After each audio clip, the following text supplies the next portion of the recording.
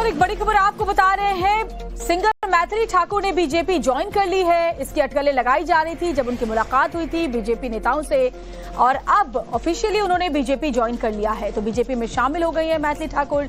लेकिन क्या इस बार विधानसभा का चुनाव भी लड़ेंगी, क्योंकि वो अपने इलाके से चुनाव लड़ने की इच्छा भी जाहिर कर चुकी हैं। इस पर अभी मुहर नहीं लगी है।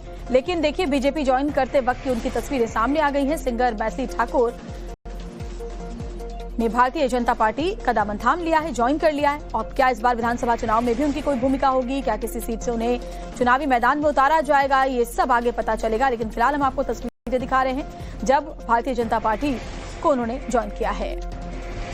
लोक गायिका मैथिली ठाकुर जो अपनी सुरों का जलवा बिखेरती हैं, अपनी आवाज से उन्होंने देश दुनिया में न सिर्फ बिहार का बल्कि पूरे देश का नाम रोशन किया है। और अब भारतीय जनता पार्टी में वो शामिल हो गई हैं।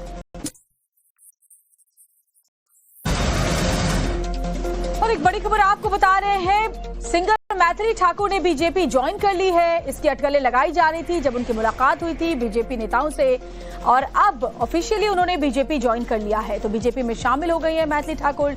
लेकिन क्या इस बार विधानसभा का चुनाव भी लड़ेंगी, क्योंकि वो अपने इलाके से चुनाव लड़ने की इच्छा भी जाहिर कर चुकी हैं। इस पर अभी मुहर नहीं लगी है। लेकिन देखिए, बीजेपी ज्वाइन करते वक्त की उनकी तस्वीरें सामने आ गई हैं। सिंगर मैथिली ठाकुर ने भारतीय जनता पार्टी का दामन थाम लिया है, ज्वाइन कर लिया है। और क्या इस बार विधानसभा चुनाव में भी उनकी कोई भूमिका होगी, क्या किसी सीट से उन्हें चुनावी मैदान में उतारा जाएगा, ये सब आगे पता चलेगा। लेकिन फिलहाल हम आपको तस्वीरें दिखा रहे हैं जब भारतीय जनता पार्टी को उन्होंने ज्वाइन किया है।